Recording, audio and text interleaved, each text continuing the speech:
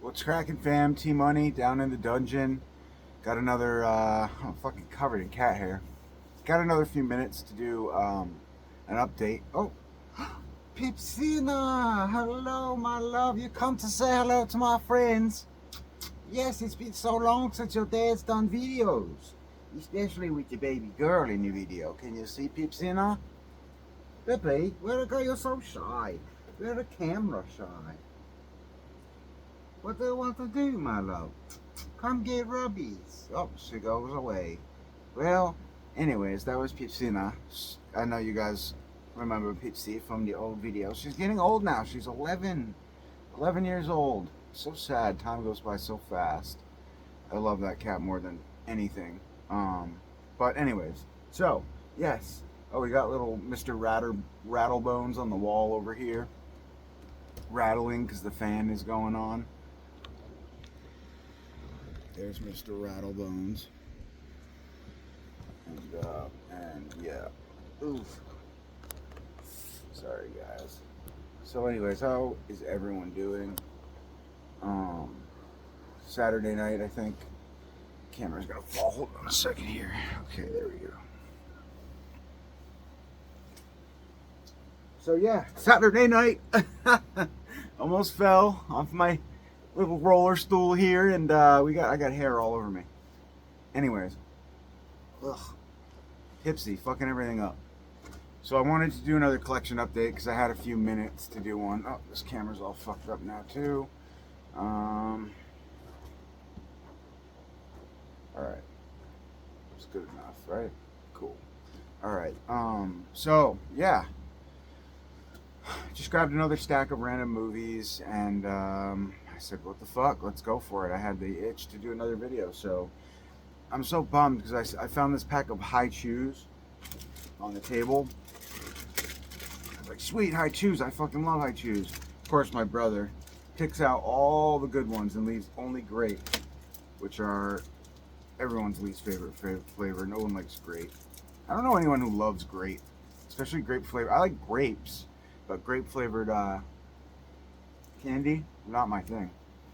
So, anyways, I needed a little lubrication for the throat. So, first up for this video here, this is a beautiful thing. It's from that LB 3D Designs,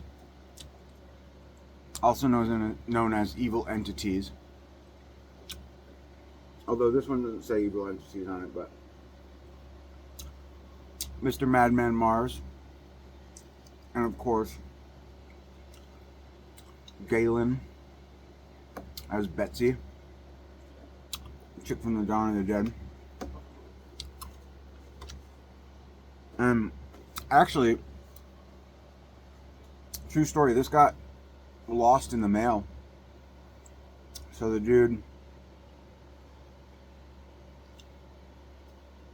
excuse me, I had to swallow that high chew. Okay, no more high chews. So the dude had to mail me a new set, but it's signed by the Madman himself, Paul Ehlers, which is awesome. Love Madman. Great slasher film. Classic, probably top 5 backwoods slasher for sure. So we got like Madman's little axe, his bloody axe. And I love the dude who tells the story around the campfire in that movie. It's so classic. Really good. Mars, his name is Mars.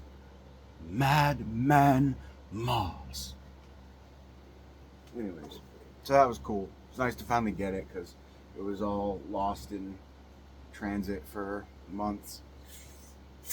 And those always take a while to get anyways because I think he makes them, but cheers. Trying not to drink soda. I like Spindrift a lot, but oh, she's back. What's up, poo poo? Huh? But that's hard. I like soda, especially on a evening night with a good pizza. Yeah, you love your dad so much. Yes, you do. Can you see her? No, you can't. She's such a good hider. You're such a good hider, my love. You should always hide from people. Always hiding. People say not always hide. Say hello. Those are my friends. Yeah, you're so good. You're so pretty. Without a pretty girl, she gets bored at night. She goes through these little phases where like she'll sleep from 10 a.m. to like 1, 2 a.m. and then she'll come downstairs and just grab some wubbies and treats and then run back up. But yeah, so that's usually her routine at night. She's so good. Yes, my love. Pipsina's the star in this house for sure. We love this cat more than anything. She's so pretty. Okay, so anyways, let's start this one off with a banger. You guys ready? This is a banger. I know you can see the stuff over there. Just don't look, okay? I have to have some sort of surprises to show you guys. So, Pippi, what? What do you want to do? You want to go out? Huh? You're so pretty. Watch this, guys. This is pretty funny. Watch. Pippi. Pipsina, you want to go out? Pippi. Pippi. Oh. So pretty. Isn't that just absolutely adorable? She's the best fucking cat in the world. Alright, sorry. I really do apologize for that. So anyways, start this one off with a banger. We have Miner's Massacre, man. This is a DVD, and they axed for it. I watched it the other night. I actually kind of like it. It's like a very run-of-the-mill slasher with a little bit of mythos. You know, the old miner came back from the dead type thing, but there's some pretty good kill sequences. Nothing crazy, but good beheading scene. And it's just about this like ghost miner that stalks and kills a group of people. And if you like 90s, early 2000s slashers, this one will be right up your alley. So yeah, it wasn't bad. Miner's Massacre. These are the kind of movies I feel like Vinegar Syndrome would benefit from putting out on DVD. Like late 90s, early 2000s. Sorry, benefit at putting out on Blu-ray. Rather than the same, you know, catalog titles in 4K or just weird shit that nobody cares about. And I'm all for horror, and it seems like as they go on, it's less and less horror and more weird Asian, which it's all good, but I just really I like slashers a lot from like the late 90s, early 2000s. So like something like this would be prime for me on Blu-ray. Nice upgrade, nice slip box with the miner. Or like I said, Cemetery Gates, or there's another movie. There's so many movies. It's like a blood something. It's like a white box. The slasher wears a mask. I don't know. Just some obscure 90s and early 2000s movies would be good. All right, so here's another one. We have The First Omen. This was pretty good. I watched this the other night as well. Yeah, female director, did an excellent job for her debut. Definitely captured the spirit of The Omen, I think, very well. And it's just a good movie. So if you're a fan of the Omen films, it's kind of like The Omen, just reinvented, reimagined, similar sequences. You know, you've got the building scene, and I really like the priest in the beginning of this movie when they're in confession, and it's just a creepy scene. I like old character actors a lot, but yeah, so this wasn't bad. Pleasant surprise for sure. So I'll be stoked to see what else that director, Natasha something. I thought she was foreign, but she's from the U.S. To see what she brings to the table coming forward, if that was her first movie. So, all right, then I grabbed this. I had to. I just fucking had to. Like, I didn't want to. You know, how many copies of Terrifier does one need, really? Terrifier 3, any Terrifier movie, but yet we have so many because they make so many variations of these because it's just such a cash grab. I mean, this franchise is like the epitome of modern money in the horror industry. So, but yeah, this is a nameless, great company. You know, they do their thing with the heavy-duty box media books, limited edition releases, and this one just kind of a nod to The Shining, because I think there is a film, actually, yeah. So there is a sequence in the movie, I think, when he busts through the door and sticks his head through, but it also is kind of cool because it reminds me of The Shining. I don't know if that was intentional. I'd imagine it was. The whole scene was probably. But yeah, Terrifier 3, Nameless Media Book. I had to grab this. I was so pissed because Brother Belial had this on his site for a minute and I didn't pull the trigger, and then it sold out, and so I went on eBay because I don't think Jesse or anyone else really had this copy, and if they did, I just missed it. I did grab another version of this from Jesse at Diabolic, but it's in a pre-order with some older stuff, so it probably will be a while till I get that one. But yeah, so I missed it, and then I went on eBay and grabbed it for or Amazon actually, and grabbed it from a third-party seller for a lot. And then, what do you know, back on Brother Belial a week later. Story of my fucking life. But this was cool. It comes with with a poster, which is pretty cool.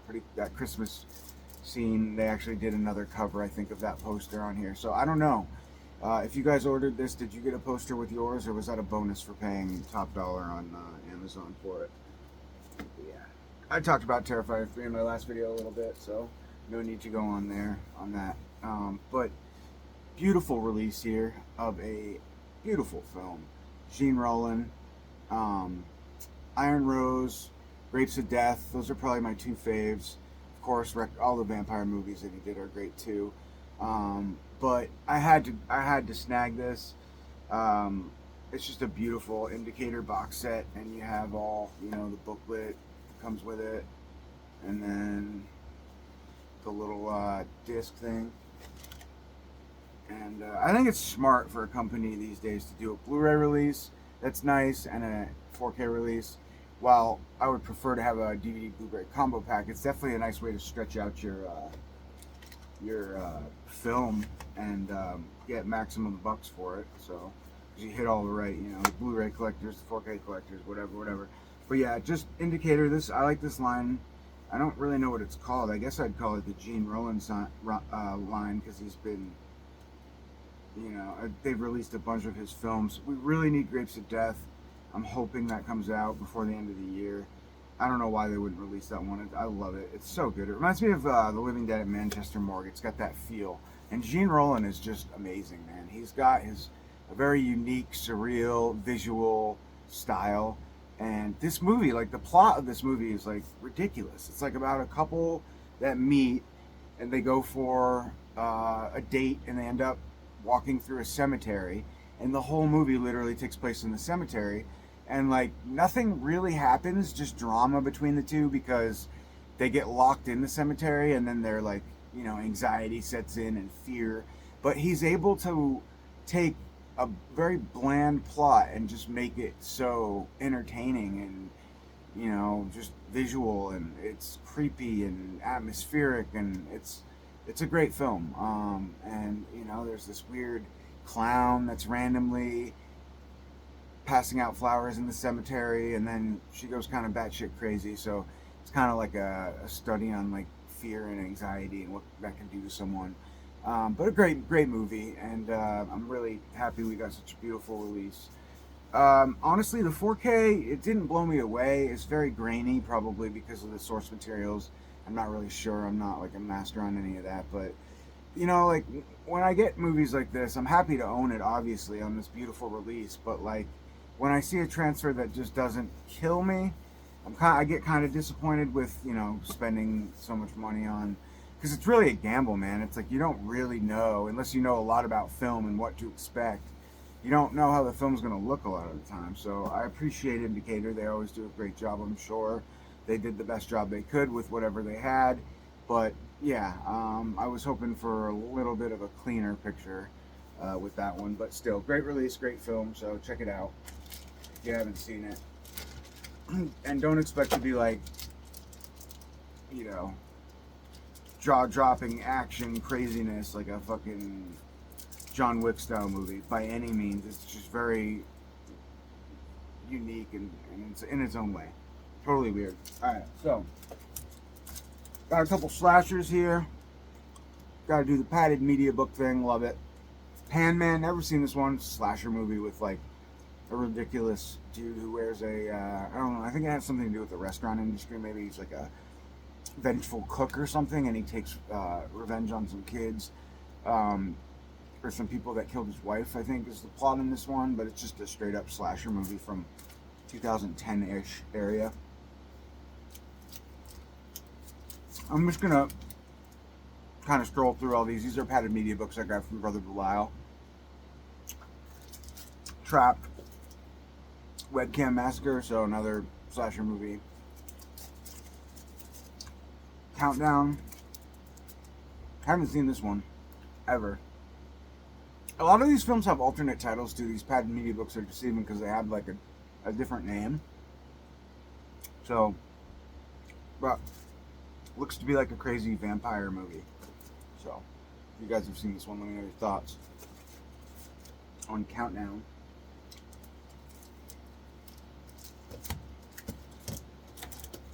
So this one, 30 Days to Die, or Ways to Die rather, sorry.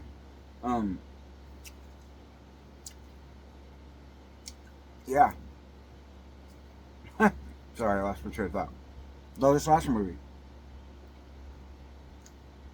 I think I saw this when it first came out. I want to say it's an anthology, but it's not. It's just a killer who wears a mask, and I think it takes place at like a cabin or something. Again, these are all German media books, so I can't read any of the shit on the back. But anyways, 30 Days to Die, 30 Ways to Die rather.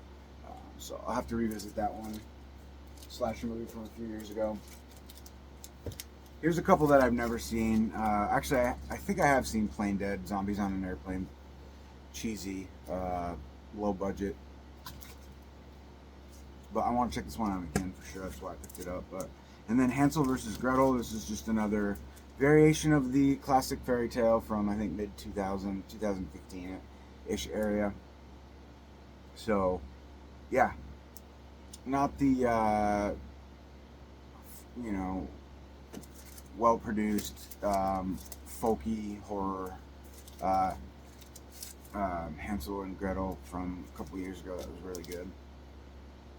This is going to just be more cheese, low budget. So I like that though sometimes. So yeah, I want to check this one out. Never seen it. Did I say I saw it? I don't even fucking know. If I did, I'm sorry. Okay, here's a beautiful, sexy ass box here from Arrow Video. We have Texas Chainsaw Massacre 2. They didn't do an art original one for this, which was surprising, honestly. Because it kind of deserved it, but it's all good. I mean, I think actually the original artwork is underneath, so better that way because we save money. We don't have to buy 2 copies of the same film. But yeah, I mean, fuck, this is one of those movies that I own more than enough copies of. Vinegar Syndrome 4K. Then I have like the Turbine Media Steelbooks. But a big fan of I like all the Texas Chainsaw Massacre films actually, except for the one from like a few years ago that was like totally different. Leatherface, I think it was called. It was weird. I couldn't really get into it. I know a lot of people liked it a lot, but maybe I should revisit it. But yeah, I like 1, 2, 3, 4. I like the recent one a lot. I thought that was really good. Was that called Leatherface? I can't remember, but the most recent one I actually dug quite a bit. That scene where he like hijacks the van and then they get into a crash and then she sees him in the rearview mirror and he's putting on somebody's face. I forget whose. I think his mother's actually, because his mother died. That's how it starts out in the beginning. And so, man, that was fucking tense and creepy. Pipsy, what? You want to go outside, baby? It's too late. I don't want you to get eaten by the foxes, Pipsy. Now, the foxes are outside. They will scoop you up and eat you. And I do not want that. This cat will not use the litter box, so when she has to go to the bathroom, she just meeps. She can't really meow. She just goes, meep, meep. But yeah, so I get nervous because she does have to go to the bathroom sometimes in the middle of the night, but I don't want to let her out because I've seen foxes in there. And we pretty much live like pretty close to South Burlington City, so it's kind of surprising, but they're out there. Whoa, you want to go outside, don't you, my love? Can you wait 5 minutes for your dad to finish, please? Okay, I gotta burn through this, guys. Sorry. So I grabbed this one from Diabolic DVD. Classic. One of my favorite train horror films that take place on a train. Amazing cast. You've got Christopher Lee, You've got all the legends in this one, and Peter Cushing, Christopher Lee. It's just so good, right? This is the one with the thing in the crate on the train, and it gets out, and when you stare at it, it's almost like a Medusa style. It takes place, or it takes that like mythos kind of in its own way, but very good. Love it. Love the setting. Definitely one of my favorite train horror movie settings of all times. And I just had to scoop this one up because, it's my favorite of the three covers. Your hair is all over my shit, Victor. Alright, grab this one from Diabolic as well. This is Hellhole. This was released by Scream Factory probably like 10 or so years ago. I do have that release as well, but kind of an obscure film. I remember watching it and not really liking it, feeling like it was like not a well-made movie, but I said fuck it. These padded media books are just so sexy, and maybe I'll give it another shot because I don't really remember what it was about other than it just being like discombobulated and not being able to like focus because it was so like choppy. I don't know. That's my recollection of it, but that's Hellhole, padded media. Fantastic film. I fucking love this movie so much. Probably my favorite of 2023 or 2022. I can't remember what year this came out, but oh man, this movie is scary. It's creepy. There's just some really unique sequences, and it's just if you haven't seen The Dark and the Wicked, you have to go watch it. This is the 4K media book, so yeah, it was a great possession film. That one and When Evil Lurks were two awesome movies that came out sort of around the same time. I think Dark and the Wicked came out first, but it's really, really good. All right, a couple more media books. We have The Cellar, I think, right here, which looks awesome. To be honest, I don't know. Anthony 2. Okay, so that's the director cut. The Cellar. Yeah, it's some sort of beast in a cellar type horror movie. What's the other title of this film? I know it has another title, but I can't off the top of my head think of it, so I'm sorry. And then I can't even remember what this one is because it's in German. Sorry guys. Classic T-Money. Spacing out. But yeah, I mean, it looks cool. And I don't feel like that's so lame, but like I definitely do appreciate and watch these movies. So don't think that I'm just buying them because of the covers. I just obviously at the time when I purchased it, there was a name associated with it because Diabolic always has the English version. Excuse me. Okay, I'm just talking shit now, so I'll just shut up. But yeah, so cool. The Cellar. I love like Cellar Dweller, so I love movies like that for sure. So I'm sure I'll dig it. And then I'm just gonna make a fool of myself now. This one is like Escape from Camp or something like that. I wish they would fucking put the name on the back. Everything's just in German, but this is like an island exploitation movie, like in the vein of like Cannibal Holocaust, I think. So yeah, can't remember the name of this one either. It's like XX Tentacion. No, I'm just kidding. I don't. Cool. And then The Locals. Thank God we have an English title. Yeah, this sounded good as well. A lot of these German media books or German films I've never seen. They're not films, but German releases I've never seen before. So that's why I pick them up because they're intriguing. And yeah, so The Locals. I'm assuming something's up with The Locals, some sort of conspiracy, and people are killed and slashed. And it's a cool cover. So yeah. All right, then we have this fucking classic proto-slasher, religious proto-slasher. Oh my god. I had to grab this. I had to. This is the art original version, and then this is the regular 4K version. Weird fucking movie. It's so different. It's just odd, and that huge fat slob is. It's just kind of a dirty movie, and it's got Brooke Shields, right, as like a child actress. She's Brooke Shields. Yep, as like a very young girl. But yeah, it's a cool proto slasher. So check it out from the 70s. Alice, Sweet Alice. Talk about one of my favorite movies of last year.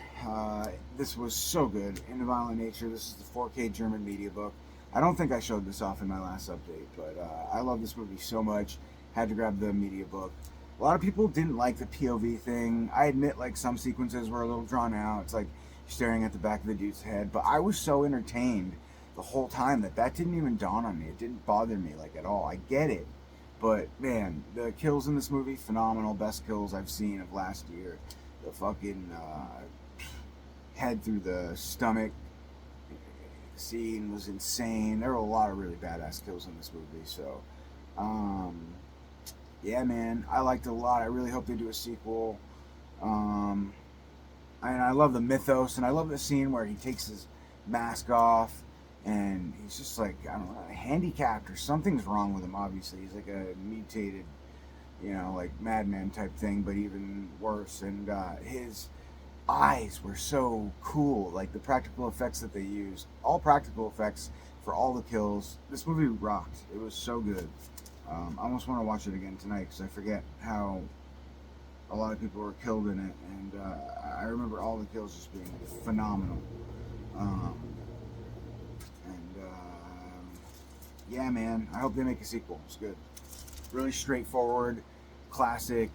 You've got, they create like this story where I forget the dude's name. He dies, he's put in the ground, and then in the beginning, these guys basically wake him up by pulling his mother's chain, I think, out of this little wood hut thing, and then he comes back to life and he kills all these young people in a cabin in gruesome ways, and you're following him, so it's like through his perspective, almost like a video game. But it was just really good, man. I liked it a lot. So yeah, check it out. In a Violent Nature. Kills were off the chain.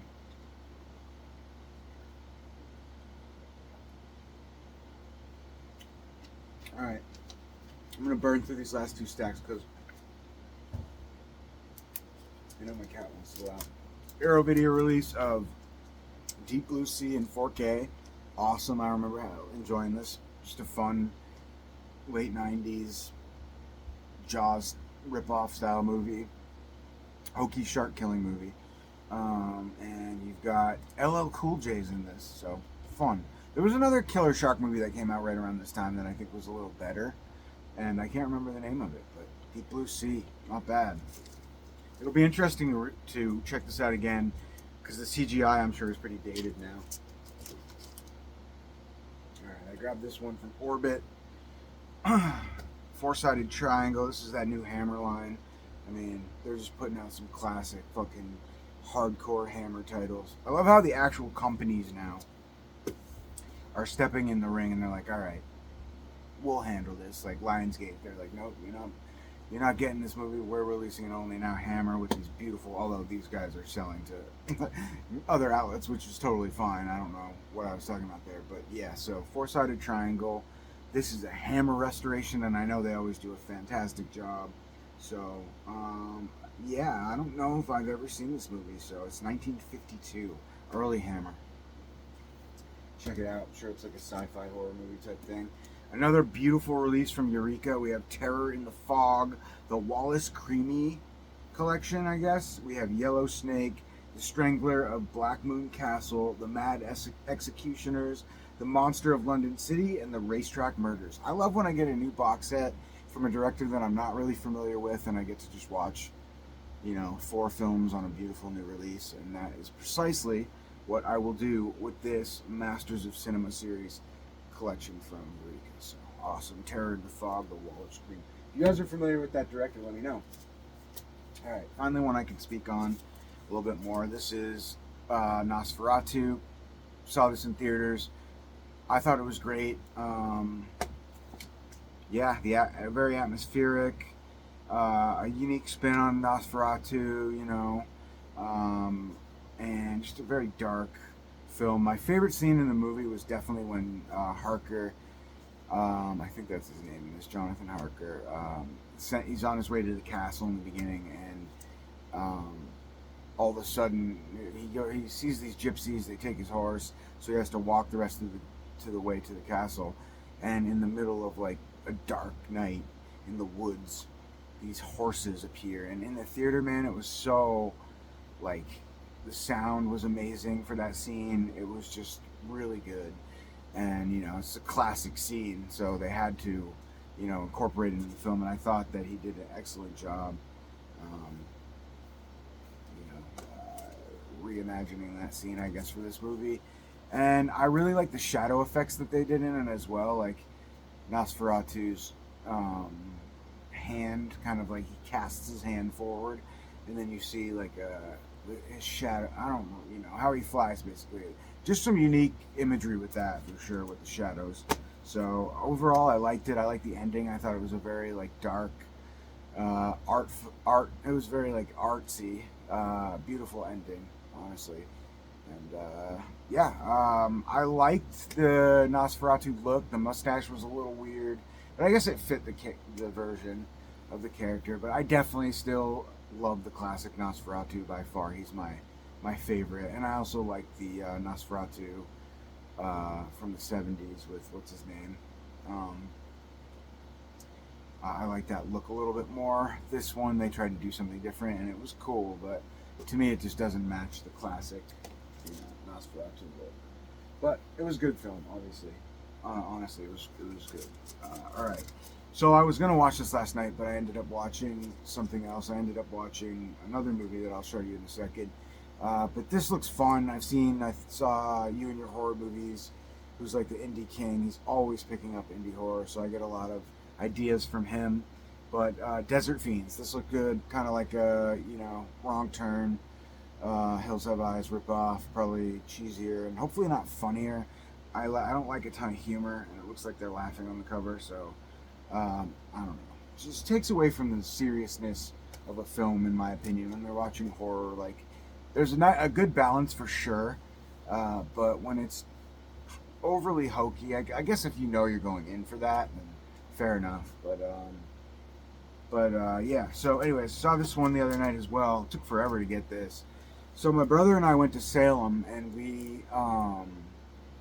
we went to a screening of this, which what we thought was going to be Never Hike in the Woods, Never Hike Alone 2, but it was actually like a weird recut edition of like multiple, like I think all three of the films cut together in one weird cut, and so it's not what I expected at all. So I was pleasantly surprised to see this because I had never seen the sequel, Never Hike Alone, so I Never Hike in the Snow, but not this. So I thought it was good, man.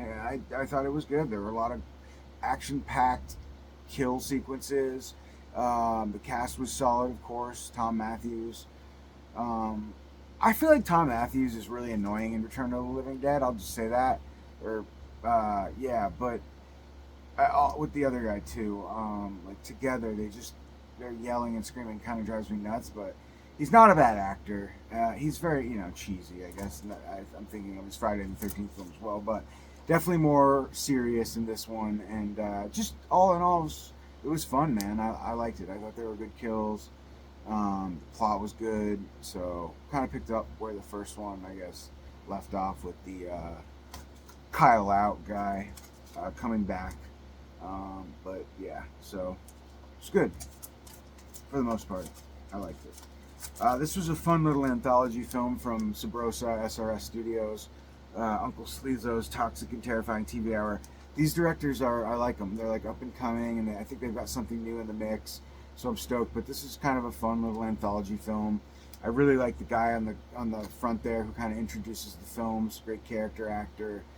Never seen him before, but he was great, and I've heard he's a pretty like legendary actor in his own right. So, yeah, the stories were so-so, the acting was so-so, but it's a low-budget anthology film, so kind of get what you want from it. I can't remember the one that I like the most.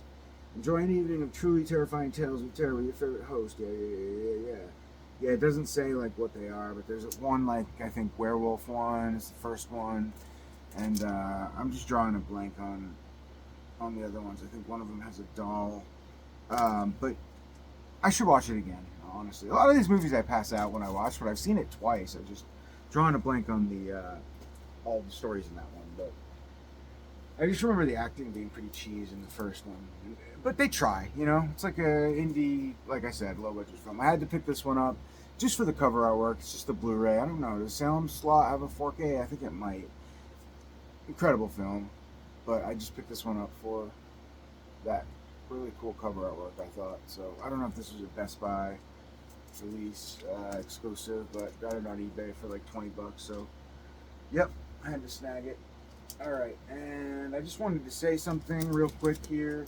I wanted to shout out my homie Roy Dam because I got to tell you, this is the Vinegar Syndrome release, right? This is Roy Dam's release. If it's a shot on film or however it may be, Vinegar Syndrome recently has been known for like not really doing much with the transfer, just putting it. I don't know the terminology, but I think it's like shot on film or something like that. Shot on 38. I forget what it is, but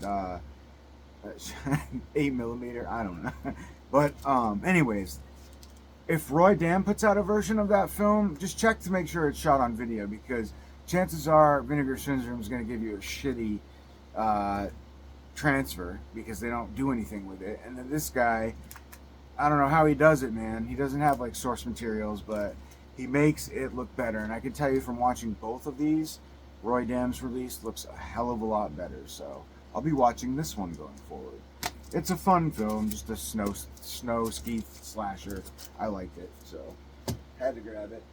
This was terrible in the vein of Popeye and Neverland and Winnie the Pooh. We have Mary Had a Little Lamb, and to be honest, it wasn't bad. It was kind of fun.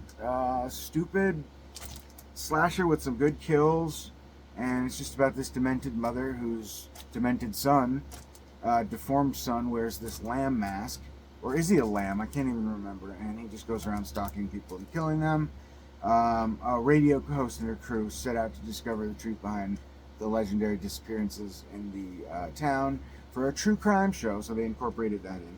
This one was from 2022, so it's 3 years old now. But if you haven't seen it and you like the Mary Had a Little Lamb mythos or the horror adaptations of these cheesy childhood stories that we watched, then check it out. It wasn't bad. It was bad, but it was, not terrible. It was, decent. All right, just one more. Not terrible, but decent. Not bad. All right, this is what I watched last night. We've got the Beefcake Batista. It was fun, man. It was a fun, action-packed zombie movie with CGI that I'm not down with. I hate CGI. Like the CGI fucking lion or tiger in this movie is ridiculous. But there's some cool practical they kind of slip in between. I think this is a Zack Snyder movie, so you're going to get an epic, obviously. But it wasn't bad. Like, the acting was decent. The plot was cool. Group of, like, vagrants or, I don't know, former criminals, whatever they are. They go to jack this casino that's obviously overrun because everything is just Zombieland, but they encounter a bunch of crazy shit, and it's a lot of zombie killing, and then there's like this master zombie who's kind of creepy looking, but I just don't dig the CGI. That's my big problem with these films. If they did them practical, it would be so much better, but it is what it is. It's a fucking studio commercial to the max zombie movie by Zack Snyder. So a lot of action, a lot of CGI. Not bad though, not bad. All right, and last up, I just wanted to say, did you know that the movie that's in theaters right now, which I saw at the drive-in, Clown in a Cornfield, I'll just say I didn't know that there were multiple. That kind of threw me off. And the ending was fucking weird, too. Like, what? What happened? Literally, like, maybe they're making way for a sequel. I don't know. I haven't had a chance to read the books, but I do have them. Did you know that it was based on a novel? I don't think they shouted out. I don't hear anybody talking about that. The Clown in a Cornfield must be based on this book, unless they just bought the rights to the name. But after watching the movie, I could definitely see how it would be transcribed from a novel, because it's very novel-like in its story. So yeah, I'll have to dive into these. I'm sure these books are better than the movie. The movie wasn't bad, good kills, but just very run-of-the-mill. And I didn't like the ending. I thought it was like a huge question mark as to what happened to a certain character. And other than that, it was very cheese. Like, You know, they play into all the tropes, but they do it subtly and it's funny, kind of, and it's not bad. I liked it. I didn't mind it. I'll say that. So, yeah, they had books. So let me know if you've read them. Let me know if they actually are, if the movie is based off the books. Let me know. All right, guys, that's it. I am thirsty and hungry. It's almost midnight. I haven't eaten dinner. I gotta go chow some Thai food, so I just wanted to pop in, show my face again, and say what up, show you guys some movies. All right, love y'all. See you soon, hopefully. 2 for 1 week. That's a big step in the right direction. Peace.